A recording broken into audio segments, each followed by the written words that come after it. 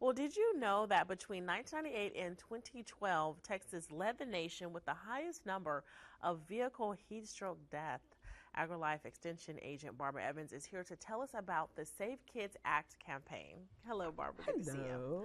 All right, so kind of talk to us about that, because I looked at this between 1998 and 2012. That's staggering. It's the largest, like you said, leading the nation, and already this year there have been 4 infant deaths in the United States, and 2 of those have been right here in Texas.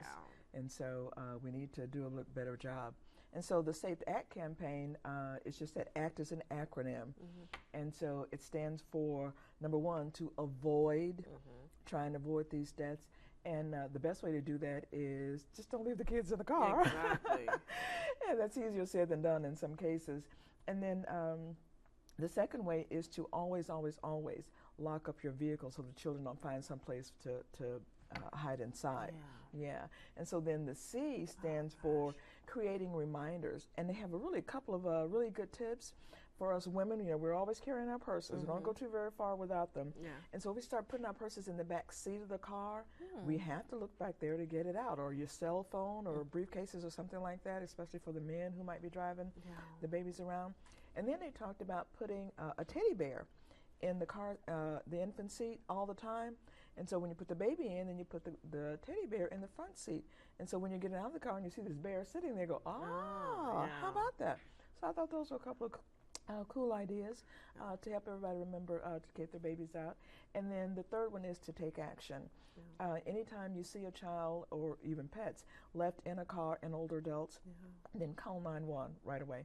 You don't know how long the baby's been in there, and it only takes 10 minutes for the temperature to rise 20 degrees. And so don't wait for mom or dad to come back. They go, oh, they're going to come back soon. You need to go in and call 911 right away. And then if you're going to try and give aid to someone who you think might be suffering from heat stroke, it's a very good idea to automatically or as quickly as you can get some water on them, hose them down if you have to, or put a towel on their neck or on their head. The armpits is a good place to really cool them down.